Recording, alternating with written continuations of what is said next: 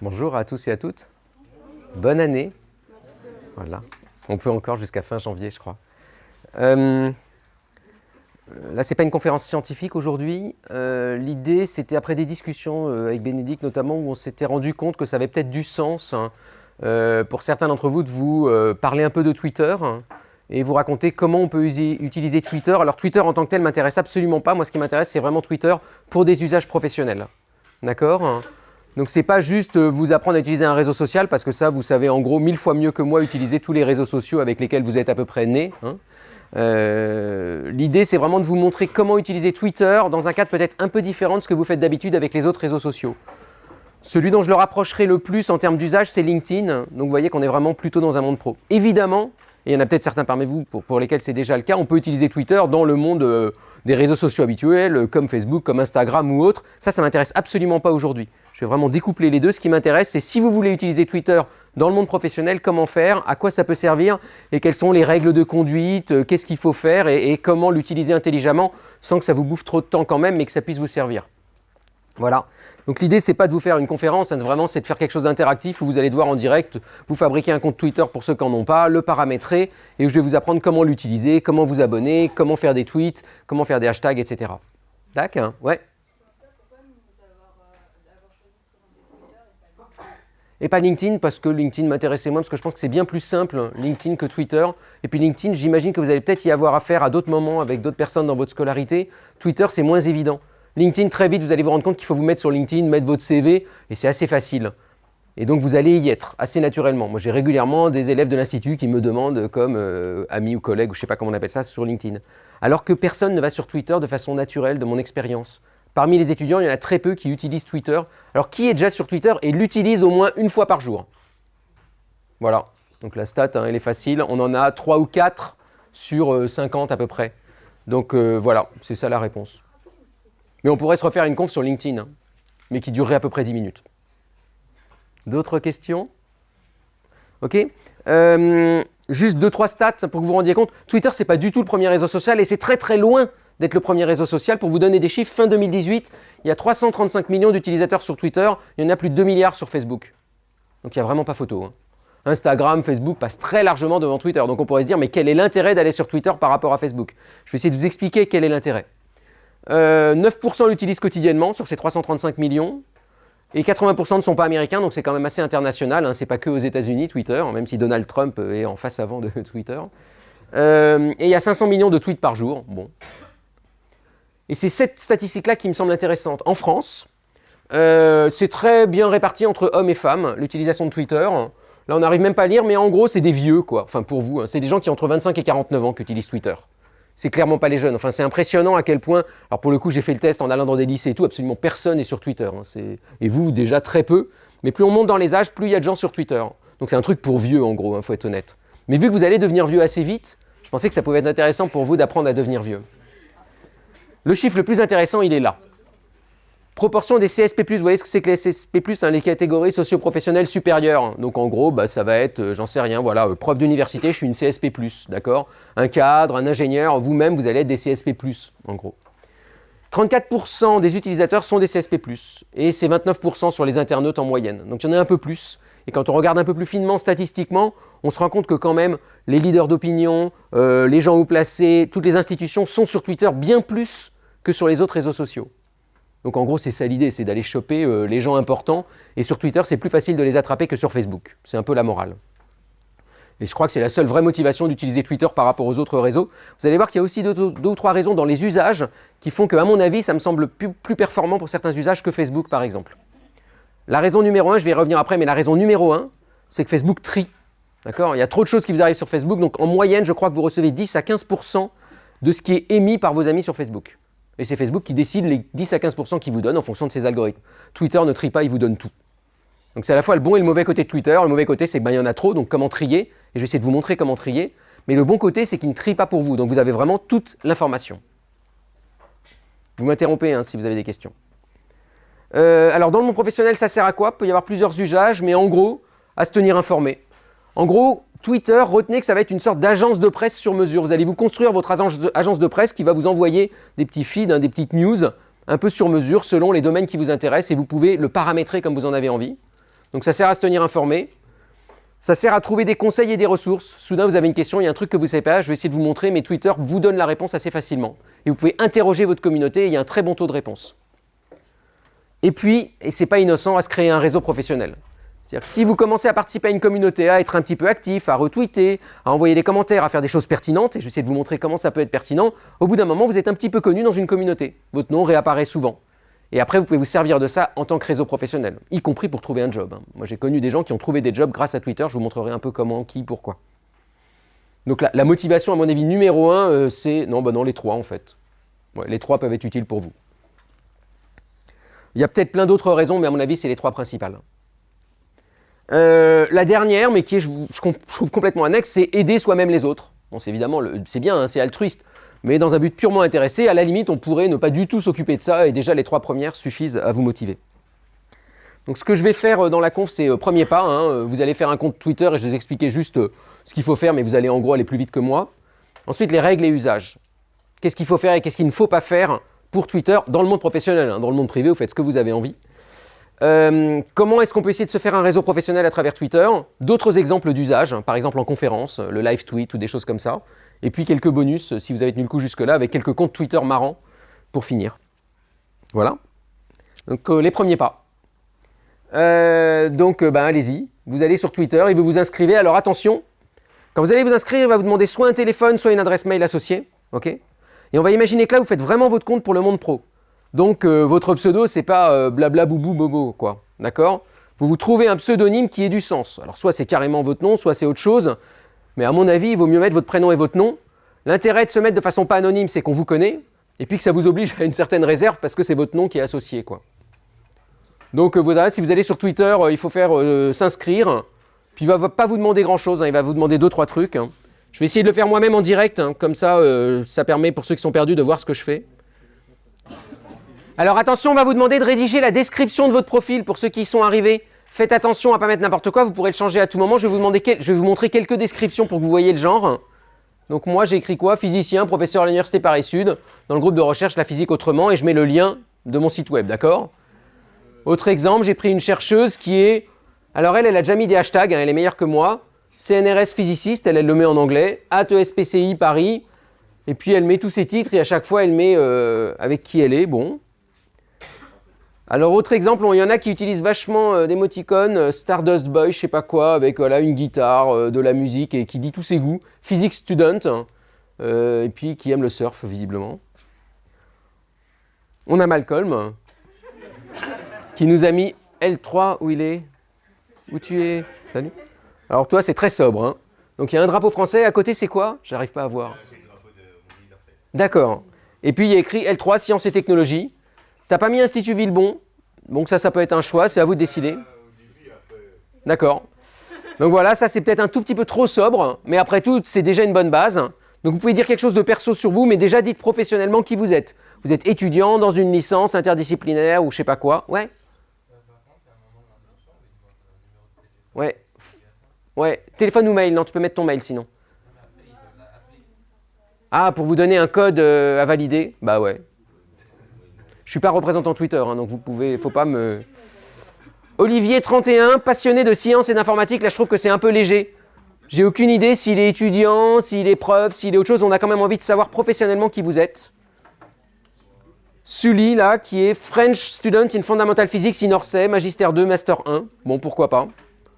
Donc voilà des exemples de profils. Alors, vous abonnez pas à trop de gens pour l'instant au début. Allons-y doucement. Donc là, maintenant, on est sur Twitter. Alors, juste en 2 mots, hein, vous voyez, c'est assez clair. Les tweets, ils sont au milieu. Et puis, ils arrivent à la suite les uns des autres de tous les gens auxquels vous êtes abonnés. Là, il y a des tendances qu'on vous suggère. Les tendances, vous voyez que c'est des hashtags souvent ou des mots. Et puis, si vous cliquez, il y a des milliards de tweets. Et puis là, il y a qui vous êtes vous. Donc, votre tête, éventuellement une bannière que vous avez choisie. Donc, mettez votre visage ou pas, ça c'est vous qui choisissez. Le nombre de tweets que vous avez fait, le nombre d'abonnements que vous avez, le nombre de personnes qui sont abonnées à vous. D'accord? Et pour l'instant, ces 2 nombres doivent être assez faibles. Alors, quand on regarde un tweet, si vous cliquez sur un tweet, ça a cette tête. D'accord pour tout le monde? Donc, en haut, il y a qui a envoyé le tweet, il y a combien de temps, le sujet du tweet, enfin le texte du tweet. Donc, le texte, c'est maximum 240 caractères. D'accord? Éventuellement des images, des vidéos, des liens. Eux, ils ont mis visiblement un lien. qui apparaît ici, et si on clique, on a le lien. Okay, exactement comme Facebook ou n'importe quel autre système. En bas, regardez bien, il y a 4 petits icônes. Vous les voyez tous là? Vous regardez sur le voisin si vous ne le voyez pas vous. Ici, une petite bulle, c'est si on veut commenter le tweet, si on veut répondre au tweet. D'accord? Je veux répondre en disant ah oui, ça a l'air super, je vais y aller. Je ne vous encourage pas à faire ça pour l'instant. Si je veux retweeter, c'est-à-dire que je ne mets aucun commentaire, je veux juste le renvoyer à tous les gens qui sont abonnés à moi. Vous cliquez là-dessus. Liker. Alors si vous aimez, vous dites juste j'aime et vous voyez que vous ne partagez pas en faisant ça. Et ce n'est pas du tout comme Facebook, j'insiste là-dessus. Sur Facebook, si vous aimez beaucoup une news, elle va être plus proposée aux autres par l'algorithme. Vu que là, il n'y a aucun filtre d'algorithme, que vous aimiez ou que vous n'aimiez pas, ça ne changera rien à la vie de ce tweet. Donc là, on peut se dire, mais à quoi ça sert d'aimer un tweet? Alors ça sert à 2 choses. Ça sert à faire un petit message aux gens en leur disant j'aime bien votre tweet, parce que eux, dans leur notification, ils vont recevoir que vous l'avez aimé. Donc leur dire, je l'ai bien aimé, mais quand même, ce que vous êtes en train de leur dire en faisant ça, c'est aussi je ne l'ai pas aimé au point de le retweeter. Donc si vous aimez juste sans retweeter, c'est quand même une façon de dire que ce n'est pas si important que ça, mais quand même. En fait, l'utilité numéro 1 du like, c'est que ça vous permet de sauvegarder le tweet. Une fois que vous avez dit « je l'aime », vous pouvez voir tous les tweets que vous avez aimés dans le passé. Et donc, vous vous en souvenez. D'accord? Donc, ne retweetez pas, mais vous pouvez aimer. Ça vous engage à rien et ça vous permet, vous, de vous en souvenir. Évidemment, à tout moment, vous pouvez désaimer, unliker, si vous le voulez. Dernier truc, la petite enveloppe, c'est si vous voulez écrire un message confidentiel, personnel, comme un mail, à Espace des Sciences. Et on ne va pas l'utiliser pour l'instant. Mais là, on n'est plus dans Tweet, on est dans la messagerie privée associée à Twitter. Des questions là-dessus? Ça vous va? Et lien cliquable, hashtag. Ouais, donc on peut mettre des hashtags évidemment dans les textes qui permettent de retrouver avec des mots-clés ensuite toute une série de tweets. Et puis ça, c'est tout ce que je vous ai déjà dit. Ok, jusque-là? Alors là, il y a, vous voyez cette petite flèche, si vous allez la cliquer, ça permet de faire plein d'actions sur le compte associé. Donc là, le compte, par exemple, Espace des Sciences. Si je regarde ici Marion Sabourdi, par exemple, et que je clique là, vous voyez que j'ai plein de trucs je peux copier le lien du tweet, intégrer le tweet, masquer l'utilisateur, bloquer l'utilisateur, signaler le tweet, ça veut dire que vous dites qu'il a un problème, je sais pas quoi, enfin un truc agressif ou je sais pas quoi, et on me propose d'autres actions. D'accord? Pour l'instant, je vous conseille de ne rien faire du tout. Ok, jusque-là? Ça vous semble clair? J'avance tant que vous ne m'arrêtez pas. Si vous allez voir un compte maintenant, je vous l'ai déjà dit, vous voyez toutes les statistiques du compte ici. Donc par exemple, quand je clique sur Espace des Sciences, je vois toutes les statistiques. Ça vous permet de repérer les fakes assez facilement. Il y a beaucoup de comptes Twitter fake, d'accord? Vous allez voir des gens formidables qui vont s'abonner à vous, souvent des très très jolies femmes, ok? Donc un peu de méfiance naturelle. C'est pas grave si des gens s'abonnent à vous, mais après, ils leur répondez pas nécessairement ou je sais pas quoi. Alors pour repérer un compte fake, c'est assez facile. S'il y a très peu d'activité ou si au contraire, il y a une activité énorme, les deux sont louches, d'accord? Et le grand indice, c'est si la personne a très peu d'abonnés et qu'elle s'abonne à des millions de personnes. Ça, c'est très très louche. D'accord? Exemple d'un compte fake immédiatement. Manuel Bello Franque, il a envoyé 219... Non, j'arrive même pas à le dire. 219... Voilà, 1000 tweets. Il est abonné à 1928 personnes. Seulement 185 personnes sont abonnées à lui. C'est louche. Voilà. Et en plus, les comptes de ce tweet sont protégés. Là, on se dit vraiment, le type qui tweet autant, 300 000 tweets... et puis qui a tellement peu de gens abonnés à lui et tout, alors je sais pas, soit c'est un type vraiment qui intéresse personne et qui est suractif, soit c'est un compte fake et un robot automatique qui génère ça. D'accord? Alors les différences avec Facebook, je vous l'ai déjà dit, ça filtre pas ce qu'on reçoit, ça c'est le premier truc le plus important. On peut suivre qui on veut. C'est pas comme dans Facebook où les gens doivent vous accepter comme amis. Vous voulez suivre un prix Nobel, vous suivez un prix Nobel. Vous voulez suivre l'Institut Villebon, vous suivez l'Institut Villebon. Les gens peuvent éventuellement vous bloquer, mais ça ne se fait pas. On est dans un domaine complètement public où tout est ouvert. On bloque quelqu'un quand vraiment c'est quelqu'un qui vous spam ou je sais pas quoi. Donc on n'est pas du tout dans un réseau social entre amis. On est dans un monde complètement ouvert. Ok? Troisième truc, n'importe qui peut vous suivre. Donc ça joue dans les deux sens. Et n'importe quel peut s'abonner à vous, sauf si vous le bloquez. Mais en général, on ne bloque pas. Et quand on bloque, c'est un geste très fort. C'est vraiment qu'il y a un problème. Et puis on peut aussi voir les amis des autres. C'est-à-dire que vous pouvez voir à qui moi je suis abonné. Donc pareil, vous abonnez pas nécessairement à tous les trucs les plus trash parce que tout le monde peut voir à qui vous êtes abonné. Bon, les gens vont pas aller faire des enquêtes pour aller voir à qui vous êtes abonné, mais faites pas n'importe quoi quand même. Oui. Dernier truc, vous n'êtes pas du tout obligé de tweeter tout le temps, vous pouvez juste observer dans Twitter, ça pose aucun problème et vous pouvez avoir toute une communauté que vous observez sans jamais rien faire vous-même. Donc on n'est pas vraiment dans un usage Facebook. Donc premier truc à faire, essayez de vous abonner à des comptes pour ceux qui ont encore un compte qui marche. Alors combien de personnes ont un compte qui marche encore? Bon, on a déjà une... Waouh, non, pas mal quand même. Donc là, je vous demande, premier exercice, de vous abonner au moins à 5 personnalités extérieures. qui vous avez envie. Et puis 5 institutions ou médias. Vous voyez la différence, hein. Ça, par exemple, bah, moi, voilà, je suis, alors, je suis pas une personnalité, mais je suis une personne, on va dire.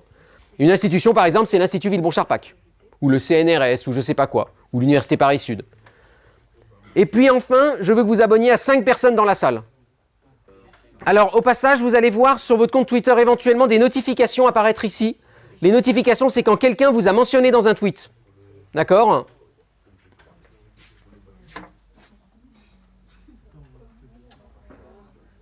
Et donc voilà, sur les notifications, je vois qu'il y a 2 personnes qui ont aimé mon tweet. Il y a 9 secondes, ici. Quelqu'un a même retweeté mon tweet, grande prise de risque. Mais vous voyez que même s'il ne l'a pas retweeté, je sais qu'il m'aime. Voilà. Et là, j'ai 27 robots qui m'ont suivi soudain, de façon complètement inhabituelle, à peu près au même moment.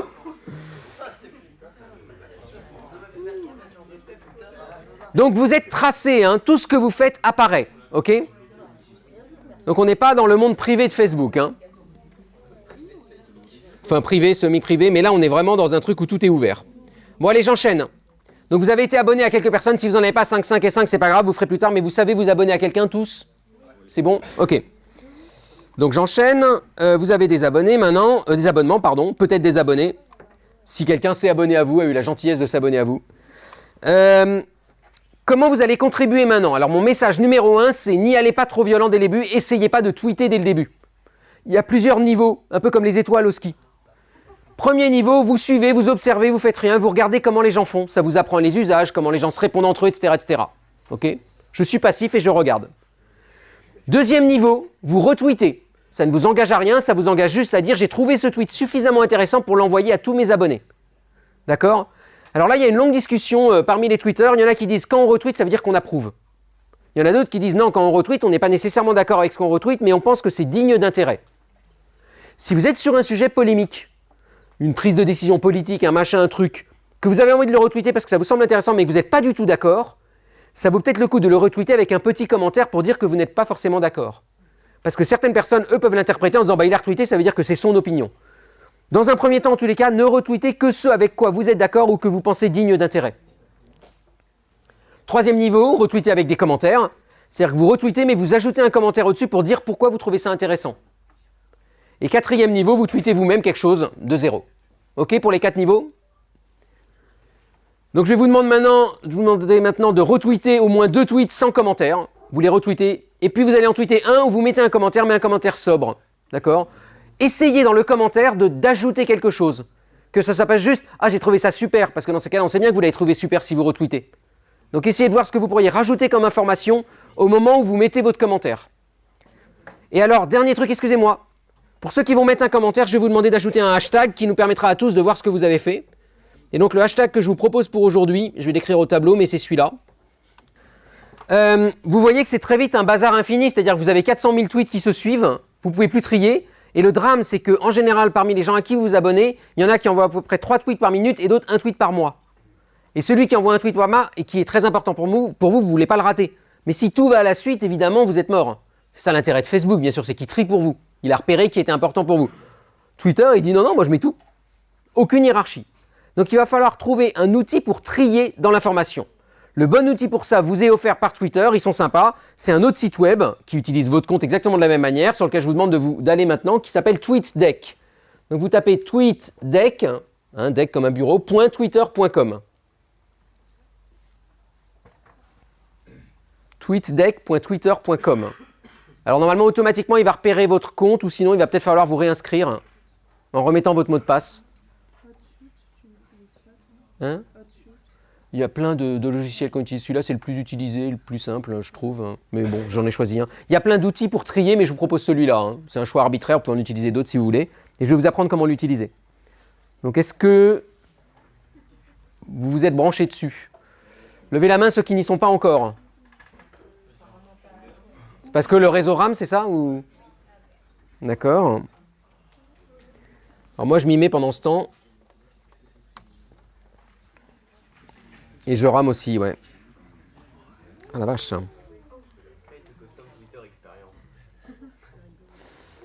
C'est très calme.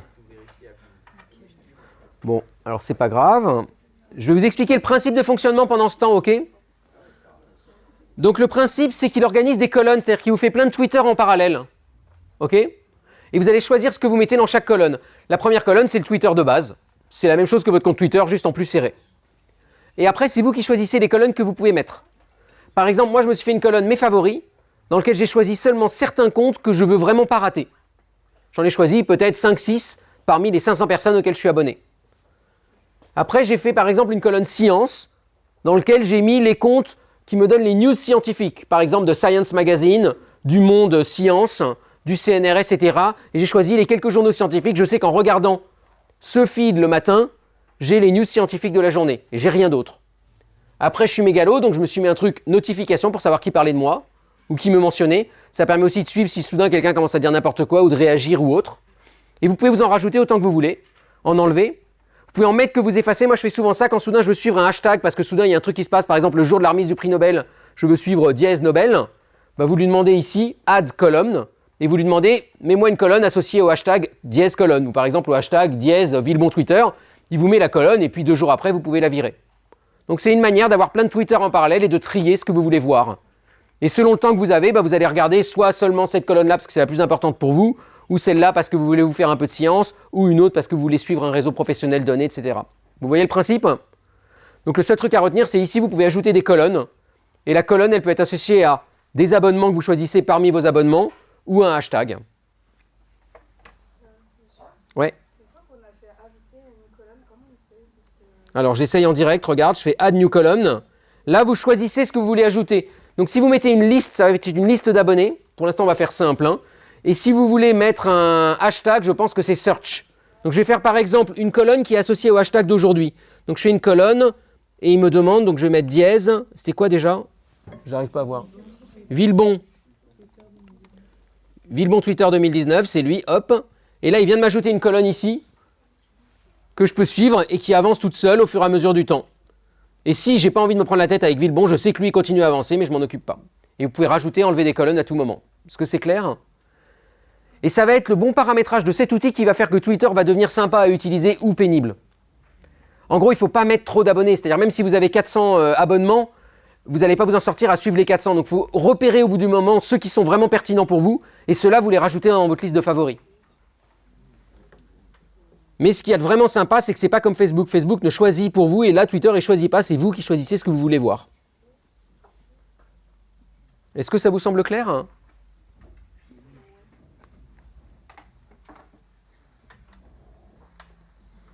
Qui n'est pas encore sur TweetDeck? D'accord.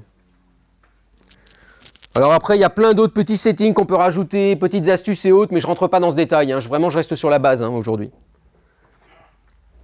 Et donc très concrètement, moi je ne vais jamais sur Twitter, je ne vais que sur TweetDeck, et je regarde dans TweetDeck, en fonction du moment où je regarde, les colonnes qui m'intéressent et qui me semblent pertinentes.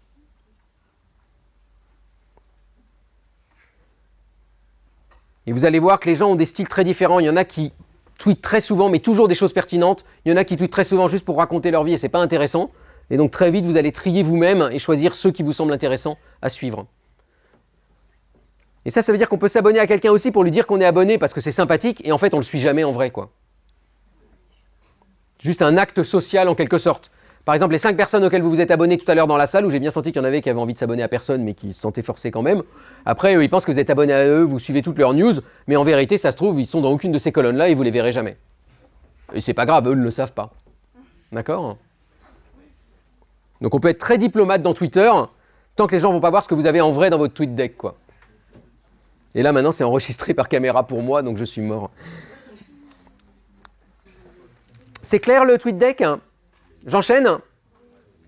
Donc ça, vous l'avez fait. Les règles et les usages, maintenant. Qu'est-ce qu'il faut faire et ne pas faire sur Twitter? Alors, le point clé, évidemment, c'est de séparer vos usages professionnels et personnels. Ne racontez pas votre vie perso, tout le monde s'en fiche, sauf vos copains. Donc allez sur vos autres réseaux ou avec un autre pseudo sur Twitter. Mais là, le Twitter Pro qu'on a fait aujourd'hui, ne vous en servez que dans un cadre professionnel. Et là, il y a une règle très simple qu'on utilise et que moi je trouve excellente. La règle est la suivante. Alors la règle générale est la suivante, elle est en rouge, donc on ne la voit pas. Alors première chose, excusez-moi, tout tweet peut rester même si vous l'avez effacé. Hein, beaucoup d'expérience, il y a même un compte qui s'est spécialisé comme ça, et qui s'appelle je ne sais plus comment, mais qui récupère les tweets que les gens ont voulu effacer, mais que quelqu'un a chopé au passage. des hommes politiques qui ont fait une gaffe ou je sais pas quoi. À partir du moment où vous publiez quelque chose sur Twitter, ça restera. Surtout si vous avez écrit une grosse bêtise. Quelqu'un fera une capture d'écran, un truc, un machin, et même si vous l'effacez à la fin, il y a des façons de le retrouver derrière. Première chose. Deuxième chose encore pire, les tweets maintenant sont indexés par Google dans le moteur de recherche Google. Donc on peut retrouver à travers Google vos tweets, si on met les bons trucs de recherche. Donc la règle de base que vous devez toujours avoir dans la tête quand vous écrivez un tweet et que vous vous demandez est-ce que c'est bon ou pas, c'est la règle suivante. Je ne tweete que ce que je pourrais dire ou écrire à mon patron ou mon futur patron, en personne. Donc vous avez Bénédicte dans la pièce face à vous, ou Franck. Ok ? Est-ce que ce que vous allez écrire sur Twitter, vous seriez capable de lui dire en direct ? Ou est-ce que vous diriez non, là je suis un peu gêné quand même, ça se fait pas. Si vous êtes un peu gêné, vous ne tweetez pas. Voilà, c'est la règle.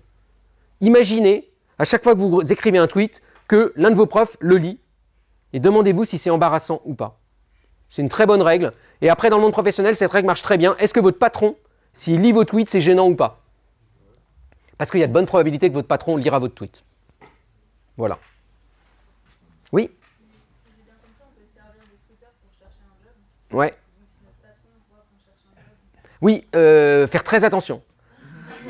Donc là, tu es déjà dans une situation où tu as déjà un job, c'est bien, bravo, et où tu cherches un autre job, il ne faut pas le faire, il faut le faire en message privé, dans ces cas-là. C'est-à-dire envoyer des messages privés à des gens qui vous intéressent éventuellement, on va en reparler après. Mais tout est public, et tout peut être retrouvé par Google et en moteur de recherche, et même si vous l'effacez. Donc soyez prudent quand vous tweetez. Hein, tournez cette fois la langue, etc. Oui ? Même ce qu'on retweet, même ce qu'on aime. Alors même ce que vous aimez ou retweetez, ça vous engage d'une certaine manière. Hein. C'est-à-dire que si vous retweetez par exemple systématiquement une personnalité politique, ça dit quelque chose sur vous. Après vous pouvez l'assumer. Hein. Mon conseil c'est que vous êtes dans un monde professionnel, séparez vos convictions personnelles, vos croyances et autres du monde professionnel et ne tweetez que dans un cadre professionnel. Si par exemple, j'en sais rien, vous êtes très religieux dans une religion donnée, peut-être que vous n'avez pas envie que ça se sache du côté de votre patron ou de votre futur patron, donc vous n'allez pas retweeter systématiquement les messages de la religion associée. Est-ce que ça vous semble clair ? Donc restez pro, quoi. Et si vous voulez faire des trucs perso, aucun problème, vous vous faites un deuxième compte. Et puis voilà, quoi. Ouais. Si on veut faire un truc favori, il faut faire une liste, une collection. Ouais, dans favori, je crois que tu fais une liste. Et liste, tu mets les noms que tu veux, je crois. Je sais plus si c'est collection ou liste, hein, essaye. Ça vous semble clair, la règle, là ? C'est la seule règle à retenir de la journée de ma conférence.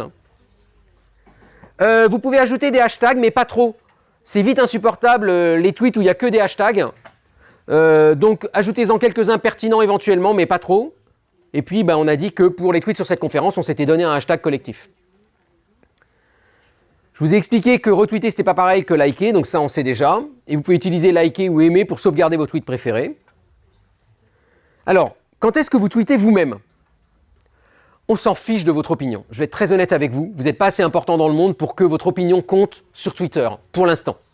D'accord ? Vous n'êtes pas une personnalité ou je ne sais pas quoi. Ne tweetez que quand vous ajoutez vraiment une information.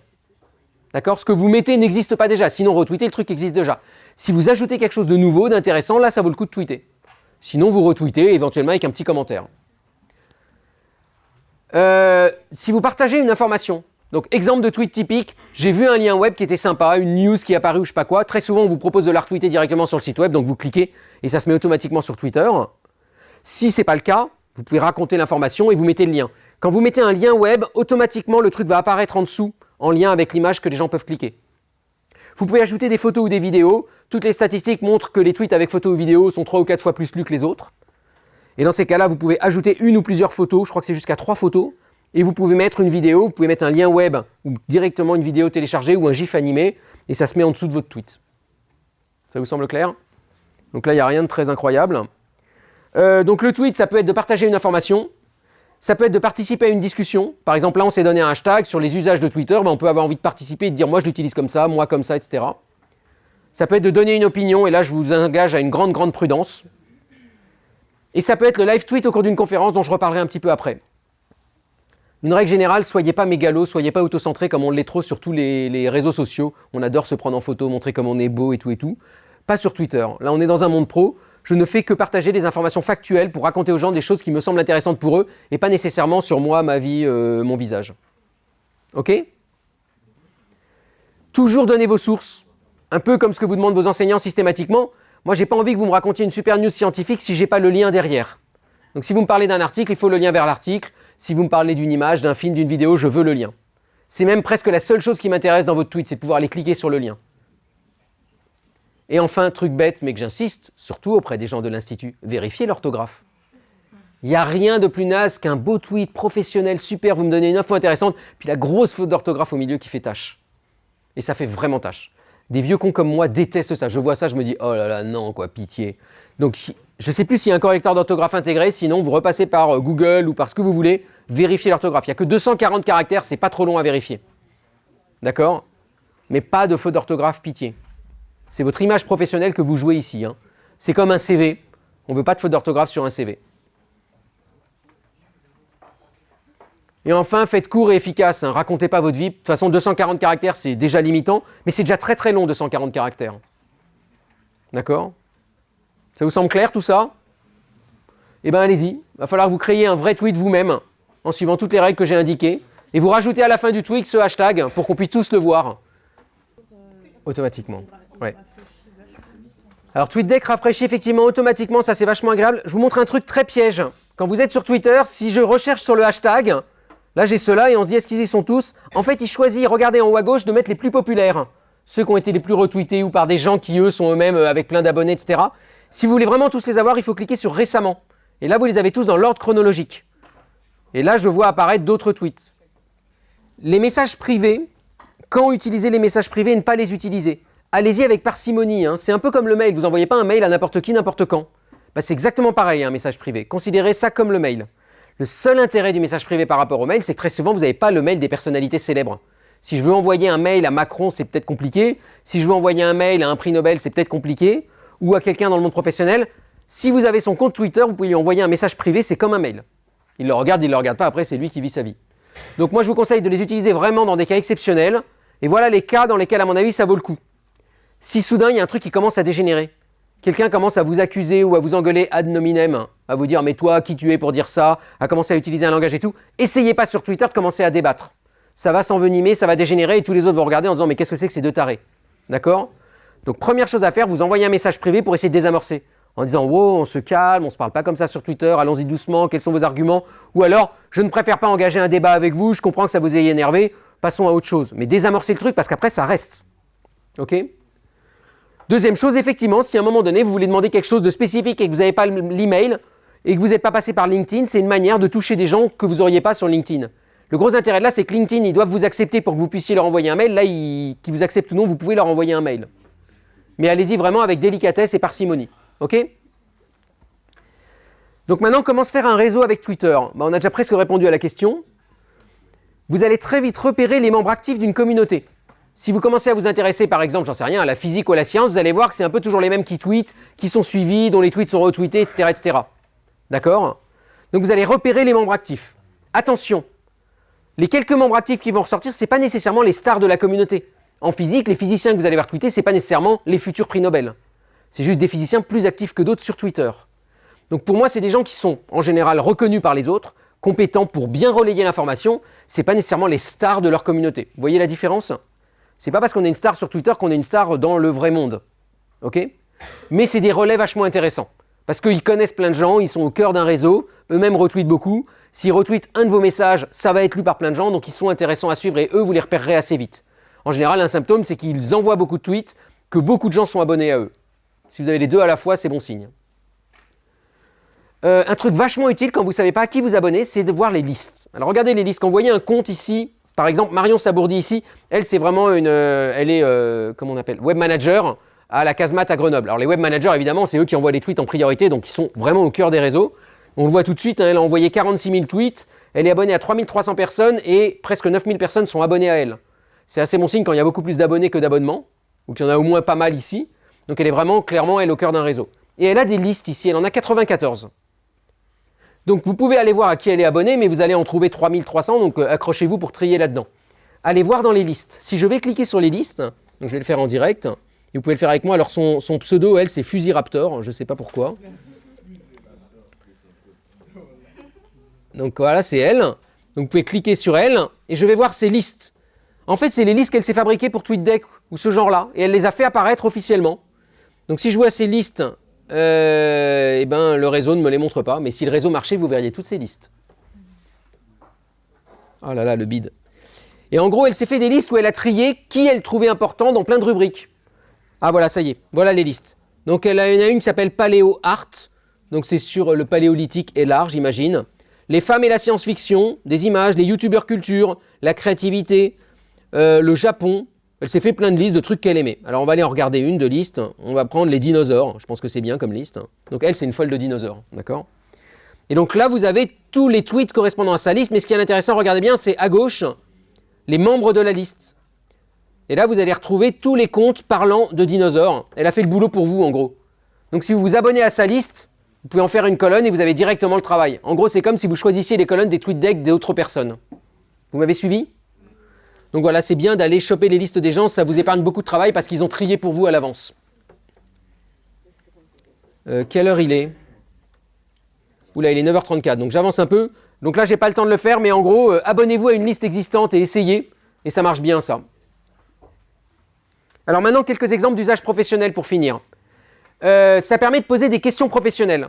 Si vous posez une question professionnelle, il ne faut pas que ça soit une question à laquelle vous ayez la réponse immédiatement en allant sur Wikipédia parce que vous vous taperez 4 réponses du genre hey, « tu pourrais pas aller voir sur Wikipédia d'abord avant de nous embêter ?» Okay. Donc, choisissez vraiment une question qui vous semble pertinente, soyez précis, soyez professionnel, soyez très poli et n'abusez pas. C'est-à-dire à chaque TP, vous n'allez pas poser 15 questions à la communauté. C'est vraiment quand vous êtes bloqué et que vous ne trouvez pas une réponse que vous allez demander à la communauté. Donc, exemple, moi j'ai envoyé il y a, alors pas il y a 21 secondes, il y a quelques jours, à Twitter, un mail où j'ai dit « Hello les tweetos, SOS, je dois bientôt faire à mes étudiants un atelier exposé sur comment utiliser Twitter en usage professionnel. Quelqu'un a-t-il des exemples de questions posées à Twitter dans un cadre pro et qui ont reçu des réponses pertinentes? Merci. » Et j'ai eu 15 ou 20 réponses que vous pourrez aller voir de gens qui m'ont donné des exemples. Et je vais vous montrer des exemples de ce que les gens ont répondu à ça. Donc c'est un truc qui se mord un peu la queue. Hein. Donc exemple, Tania m'a raconté qu'un jour elle a envoyé ce mail. Quelqu'un aurait un cours de géologie un peu poussé sur le pergélisol. Je ne sais pas ce que c'est. Hein. Critères de durée, répartition géographique, évolution dans le temps. Mes DM sont ouverts si besoin. DM, c'est les messages privés. D'accord?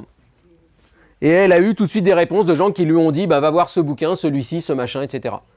Et quand les gens vous répondent, vous renvoyez un petit mail, enfin un petit reply en disant merci beaucoup. Même si la réponse n'est pas pertinente. Ils ont fait l'effort, donc vous les remerciez. OK? Et si la réponse vous plaît, vous la retweetez. Ils seront flattés. Et puis c'est important que les autres sachent aussi. OK? Autre exemple, Alice Le Breton de l'ENS qui a envoyé une question. Question for structural biologists. In case the structure of a protein has... Je comprends rien à ce qu'elle a écrit. Donc, qu'est-ce qu'il faudrait écrire et comment il faudrait écrire le nom de la protéine? Et est-ce qu'il faut écrire seulement la P? Bon, je ne comprends pas la question, mais en gros, c'est une question. Et puis, il y a une réponse là qui dit ce qu'il faut faire. Voilà. Bon, j'ai pas compris la réponse non plus. Mais elle a eu la réponse à sa question. Alors, il y en a qui m'ont signalé ça quand je leur ai dit, qui m'ont dit qu'en fait, il y a des gens qui ont des hashtags. Par exemple, les médecins, j'ai appris ça, ont un hashtag pour se partager des cas et obtenir des avis différents en cas de difficulté de diagnostic. Donc, c'est genre, je ne sais pas comment soigner, c'est classe. Hein. Et ils rajoutent, je ne mets pas le hashtag pour ne pas polluer, justement. Donc, ils le connaissent entre eux, mais ils ne le partagent pas trop aux autres. Alors, on doit pouvoir le retrouver si on veut, mais voilà. Et ils rajoutent, dans le secteur réseau informatique, Twitter est pas mal utilisé comme outil de communication de crise. Quand il y a un incident ou des maintenances curatives, cela permet de faire un suivi en temps réel. Soudain, il y a un virus qui attaque plein d'endroits. Vous le voyez très très vite apparaître sur Twitter et les solutions proposées par la communauté. Et ça, c'est vrai évidemment dans n'importe quel cas d'accident, y compris des cas terroristes, des cas de crise, etc., etc. Alors, autre exemple, Tania toujours, qui m'a dit, alors là, c'est la recherche de job. Elle a envoyé un tweet en disant « Je commence à chercher un job de travail en province. Si vous entendez parler de postes en communication scientifique, médiation, gestion de projet, ça m'intéresse. L'idéal serait un temps partiel vers Montpellier, Toulouse ou Bordeaux, mais il ne faut pas trop en demander. » Alors ça, c'est quand même assez rare, il ne faut pas en abuser. D'accord? C'est mieux de le faire par LinkedIn, c'est plus dédié à ça. Elle l'a fait pour une raison particulière, c'est qu'elle-même est très suivie sur Twitter, agit beaucoup sur Twitter, est au centre d'un réseau et a toute une communauté autour d'elle. Donc elle savait qu'elle aurait un bon relais sur Twitter, et ce qu'elle m'a dit, c'est qu'effectivement, elle a eu une offre de poste après ça. Donc ça a marché. D'accord? Mais ça a marché parce que les gens la connaissaient déjà sur Twitter. Moi, je reçois un truc comme ça de quelqu'un que je ne connais pas, je ne fais même pas attention. Mais si c'est quelqu'un dont j'ai vu plein de tweets avant, dont j'ai vu qu'il était présent, qu'il faisait des choses pertinentes, etc., et qu'il envoie soudain un truc du genre « je cherche un stage pour, etc., je me dis « ah bah tiens, ça peut valoir le coup ». Alors que c'est quelqu'un que j'aurais jamais vu en vrai. Après, c'est les processus normaux de sélection. Donc n'en abusez pas, mais si vous commencez à être connu dans une communauté, ça peut être un relais. Des questions là-dessus? Après, évidemment, vous pouvez mettre un lien vers votre CV ou je sais pas quoi. Comme toujours, hein, je reprends ce que tu disais parce que c'est très juste, dites-vous que ça restera jusqu'à la fin des temps. Donc si vous cherchez d'autres jobs après, etc., il ne faut pas que ça impacte d'une manière ou d'une autre. Hein. Imaginez que vous cherchez 2 jobs en même temps sur 2 sujets complètement différents. Est-ce que vous voulez vraiment que les employeurs respectifs le sachent? À vous de décider. Vous pouvez le faire sinon en message privé, si vous hésitez.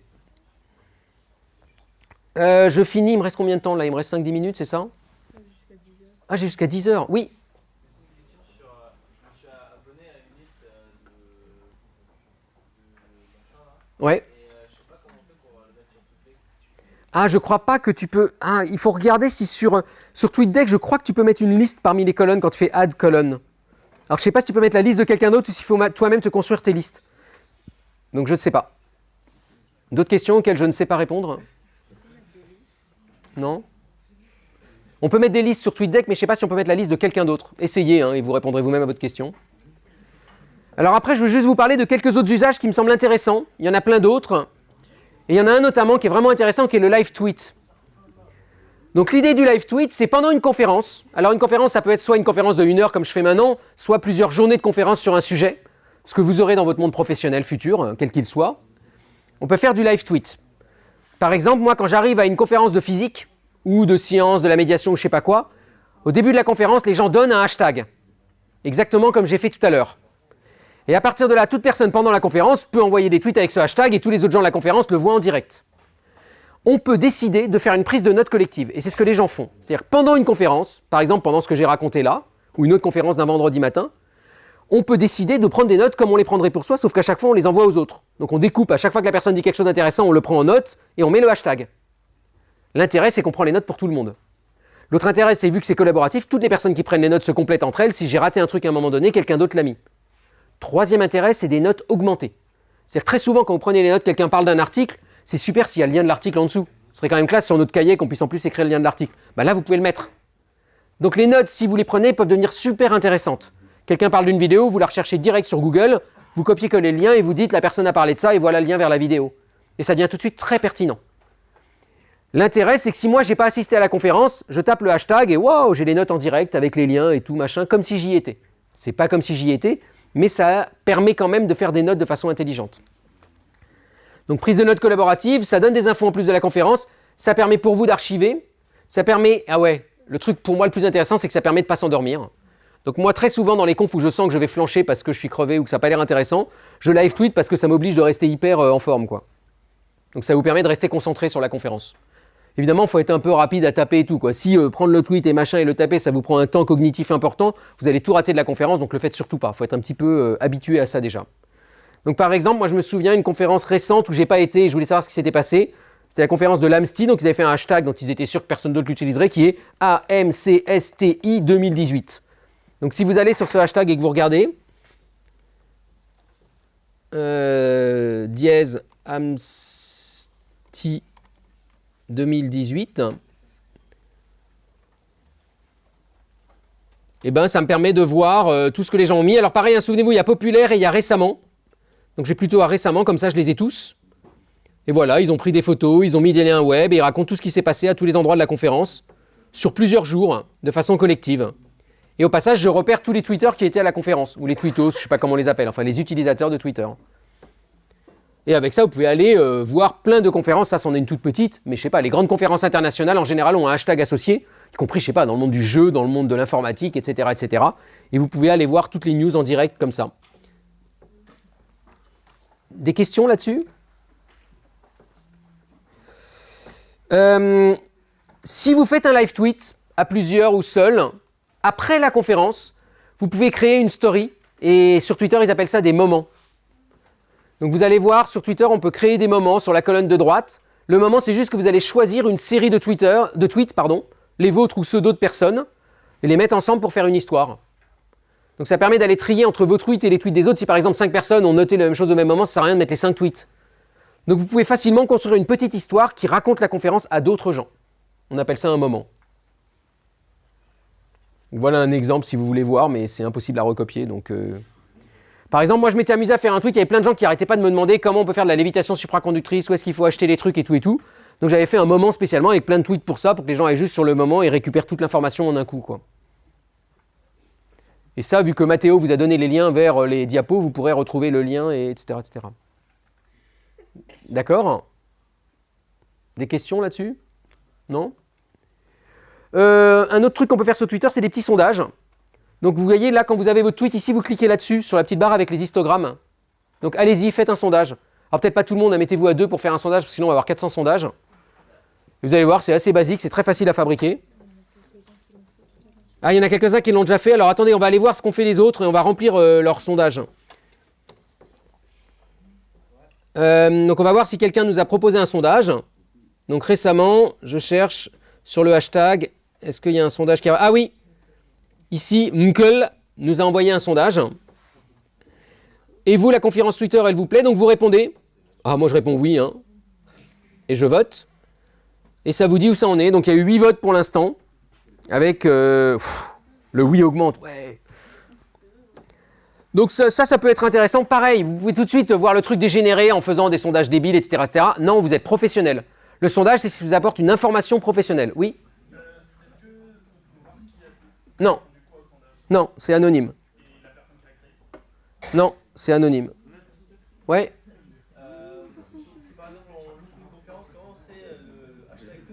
Faut le deviner. En général, tu prends les initiales de la conférence. Au début, ce que tu fais, c'est que tu vas taper le nom de la conférence sur ton moteur de recherche et les premiers tweets qui vont sortir souvent auront le hashtag intégré. En général, les gens ne se cassent pas, hein, ils prennent les initiales de la conférence et l'année. Donc si vous prenez des grandes conférences, je sais pas, la dernière grande conférence de jeux vidéo à Las Vegas, par exemple, vous allez retrouver assez facilement le lien. Et vous pouvez essayer de vous créer vous-même un sondage si vous avez envie. Donc voilà, on n'est pas nécessairement obligé de mettre des infos, on peut aussi poser des questions sous forme de sondage aux gens. Alors en général, les sondages où il n'y a que 3 personnes qui répondent, ça fait plus le côté personne me suit, personne ne s'intéresse à moi qu'autre chose, donc je ne sais pas si c'est forcément une bonne chose. Donc à utiliser avec parcimonie là encore.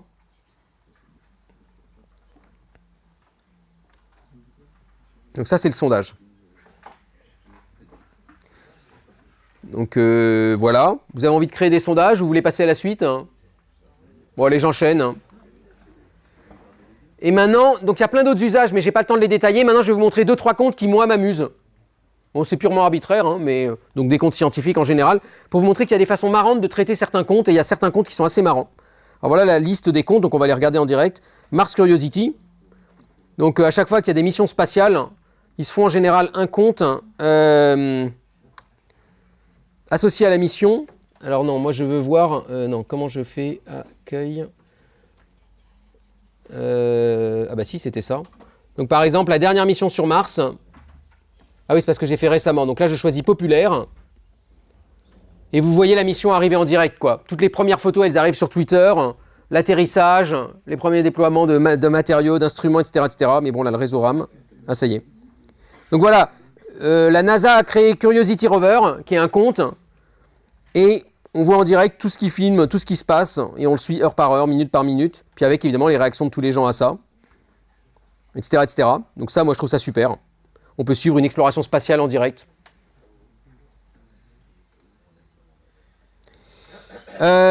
Deuxième exemple de compte marrant, en direct du labo. Alors là, le principe, c'est que c'est un compte où ça change chaque semaine. C'est-à-dire chaque semaine, c'est quelqu'un d'autre qui tient le compte. Et l'idée, c'est que c'est un scientifique différent ou une scientifique différente chaque semaine. Donc si vous allez sur En direct du labo, vous ne faites pas avoir. Chaque semaine, en fait, ça change de personne sans que vous le sachiez. Et le lundi, en général, la personne vous dit qui elle est. Et pendant toute la semaine, elle va raconter sa vie au quotidien. Donc par exemple, je ne sais pas, on a... ça rame. On peut avoir, je ne sais pas, une doctorante sur les rayons cosmiques. Et puis la semaine d'après, un chercheur sur la biologie. Et à chaque fois, la seule contrainte, c'est que ça soit un scientifique. Donc voilà, là en ce moment, c'est Mathilde qui nous parle de son labo. Et qui est en première année au doctorat aux mines et qui travaille sur l'intégration des problématiques d'acceptabilité sociale dans les scénarios de transition énergétique. Et après, elle vous raconte sa vie pendant une semaine. Donc ça permet de suivre la personne au quotidien, ça permet de voir aussi un peu ce qui se passe dans le boulot des gens. Donc c'est vachement intéressant quand on n'imagine pas ce qui se passe dans la science, et puis ça permet d'avoir des contacts. Et donc voilà, pendant une semaine, elle va nous raconter sa vie, et puis si je vais 7 jours plus tard, c'est quelqu'un d'autre qui va apparaître, etc., etc. Donc c'est un compte en fait qui passe de main en main. Oui. En fait, tu as des personnes qui gèrent le compte derrière, et qui font des appels à la communauté. Elle dit qui a envie de tenir le compte la semaine prochaine. On dit si on a envie de le tenir, et puis eux, ils vérifient juste qu'on est un scientifique si on a envie de le tenir. Et puis ils trient un peu, et de temps en temps, ils disent hey, on n'a personne pour la semaine prochaine, bougez-vous. Et puis quelqu'un dit bon, allez, je veux bien. Et il fait ça. Il y a ça dans plein d'autres domaines, par exemple en communication ou en communication scientifique, il y a aussi des comptes comme ça. Ça permet d'explorer un univers professionnel, en fait. Ouais, moi je l'ai fait par exemple sur la version américaine, sur la communication scientifique. Pendant une semaine, j'ai tenu le truc, j'ai envoyé 400 000 tweets, ça a servi absolument à rien, tout le monde s'en fichait. Mais en fait, ils sont maintenant en archi dans le truc, mais en fait, c'était pas beaucoup suivi, j'étais un peu déçu.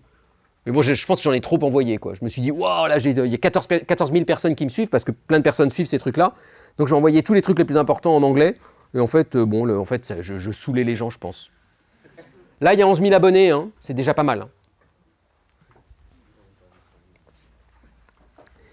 Autre exemple de compte, Biological, je ne sais plus pourquoi je l'ai mis, donc on va regarder en direct. Parce que je me suis dit qu'il ne fallait pas que je mette que de la physique, peut-être. Alors, qu'est-ce que c'est? Ah oui, c'est quelqu'un qui va vous partager la science de la biologie à travers uniquement les émojis. Ouais, je savais que ça vous plairait, ça. Donc après, faut regarder, alors je sais pas, il y a des tonnes de trucs. Biological avec un J. Donc après, moi, j'y comprends rien, mais voilà, dinosaure, saut, alors là, attendez, si je zoome, bon, alors il doit y avoir plein de raisonnements qui doivent plaire aux biologistes, mais moi, j'y comprends rien. Mais voilà.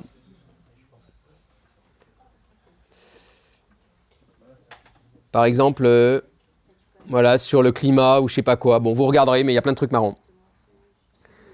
Autre exemple, Néander le Vieux. Alors ça, il y a beaucoup de comptes qui s'imaginent qu'ils sont quelqu'un.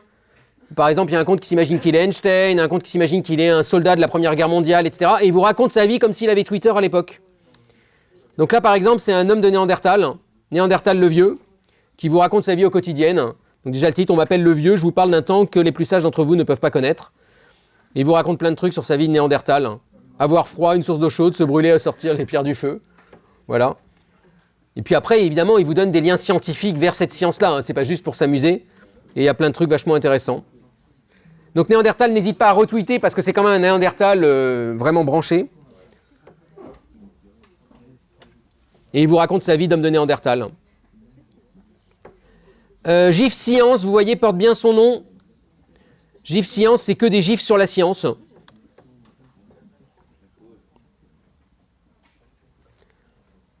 Et après, il ne faut pas hésiter, quand vous avez des noms comme ça qui vous semblent intéressants à partager avec votre communauté ou avec le hashtag, vous pouvez dire hey, « suivez ce compte, il me semble intéressant parce que… » et vous expliquez en une phrase ce que le compte fait. Donc là, qu'est-ce que c'est que ce truc? Personne. Et rien. Ah, alors ça ne marche pas, il n'y a peut-être pas de S. Non, c'est moi qui l'ai mal copié. Non, je crois pas. Bon, donc ça ne marche pas. Ben, peut-être que le compte a été détruit entre-temps, ouais. Je sais pas. C'est quoi? Science- ou underscore? Et avec un S à science? Comme ça? Science GIF. Oh non, celui-là, tu vois, je le vois tout de suite louche, quoi. S'il y a 3 tweets et 116 abonnés, c'est qu'il a aucun intérêt. Enfin voilà, il y a 3 images, donc ça ne doit pas être ça. Bon, donc… GIF de science, il y a là. Ah oui, là, 28 000 abonnés. Ah oui, c'est GIF. Ah, il y a un S majuscule. Ah ouais, les majuscules comptent. Donc c'est vicieux.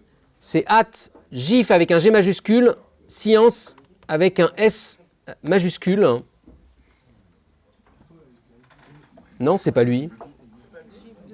Attends, remonte-moi. C'est de science ou science? Mais en fait, il y a écrit GIF Science, comme vous l'avez écrit. Bon, je sais pas, j'arrive pas à le trouver.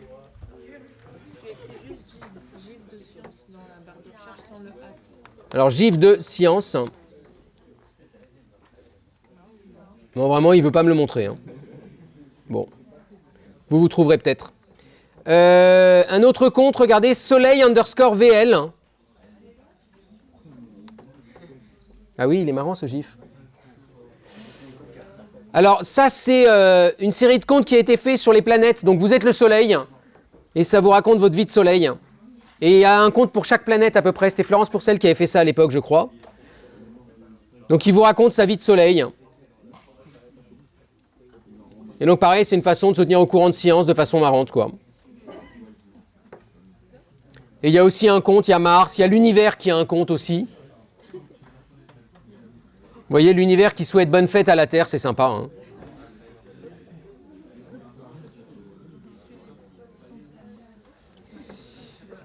Petit résumé parce que c'est l'heure. Comment utiliser Twitter pour pas que vous soyez débordés? Parce que la réflexion numéro 1 que j'ai de tous les gens à qui je parle de Twitter, c'est de me dire c'est super, mais moi j'ai déjà tellement de réseaux sociaux, tellement de trucs, j'ai pas le temps. Et c'est un bon argument, j'ai pas le temps. Donc ma réponse, c'est effectivement, vous n'avez pas le temps, donc ne l'utilisez pas trop, mais si vous l'utilisez, il y a des façons un peu rationnelles de l'utiliser. Par exemple, moi j'ai des collègues qui disent je réserve un petit moment de la journée, quand j'arrive le matin au boulot, ou après le déjeuner parce que je suis crevé, ou après la pause café, ou le soir dans mon lit. Ils ont un petit moment dans la journée où ils vont regarder leur compte Twitter, et en général ils ont un tweet deck et ils regardent les comptes qu'ils préfèrent, et ils retweetent un petit peu, ils participent. Il y en a, je les vois à chaque fois contribuer qu'à un moment de la journée. Utilisez ça comme une sorte d'agence de presse personnalisée. Ça c'est vraiment mon conseil numéro 1. Essayez d'y trouver des conseils et des ressources, ça marche vraiment bien. Sur tout sujet technique, il y a quand même beaucoup de réponses.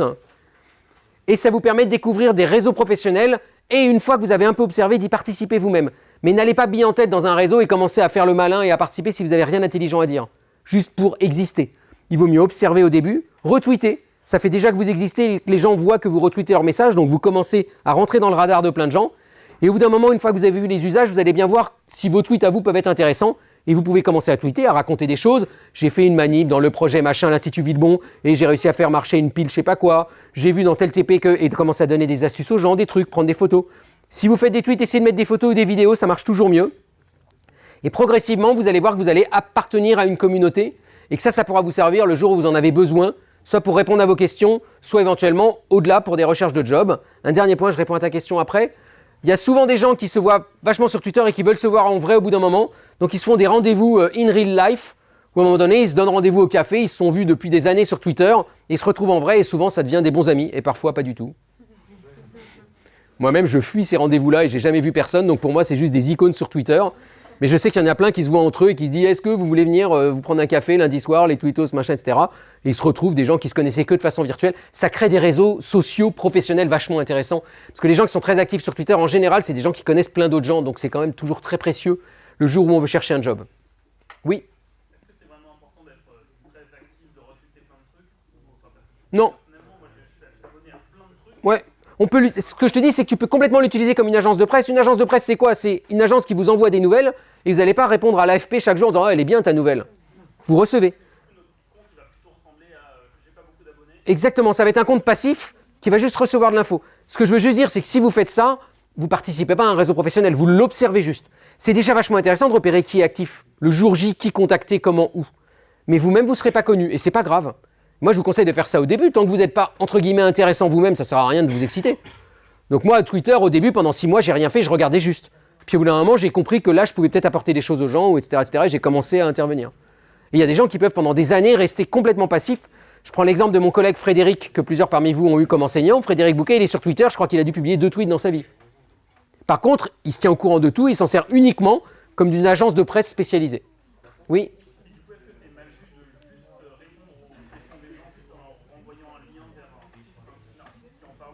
Alors, la règle générale, quand vous répondez à des tweets pour envoyer un lien pertinent, etc., accompagnez toujours d'un petit mot. Soyez pas trop brut de brut du genre on est efficace, je te renvoie juste un lien. Ça peut toujours être mal interprété. C'est comme pour un mail, quoi. Vous n'envoyez pas juste un lien sur un mail, vous mettez un petit mot d'accompagnement. Tiens, ce lien m'a semblé intéressant par rapport à vos réflexions, etc., etc. Ne tutoyez pas les gens par défaut si vous ne les connaissez pas. Enfin voilà, faites un petit peu attention aux usages. À nouveau, mettez-vous dans la tête que vous êtes dans un monde professionnel. Voilà, vous avez Bénédicte face à vous. C'est un bon critère. D'autres questions? Non? Donc en pratique, vous pouvez prévoir un mémo régulier dans votre emploi du temps. Pensez à liker, ça engage à rien, mais ça vous permet de garder les tweets dont vous voulez garder les liens. En gros, ça vous fait une liste de favoris. Bien réfléchir avant de contribuer et séparer le monde pro du monde perso. Voilà, et j'en profite vu qu'on est filmé pour remercier tous les gens qui sur Twitter m'ont donné plein de conseils pour cette conférence. Il y en a plein qui m'ont envoyé des slides. En fait, quand j'ai dit j'ai fait cette conférence, il y a plein de gens qui m'ont envoyé leur propre PowerPoint ou leur propre slide ou des liens pour que j'aille faire le truc. Et moi-même, j'ai ensuite renvoyé les liens vers mes slides pour que d'autres puissent s'en servir pour d'autres conférences. Donc, y compris cette conférence et dans Twitter. Merci pour votre attention.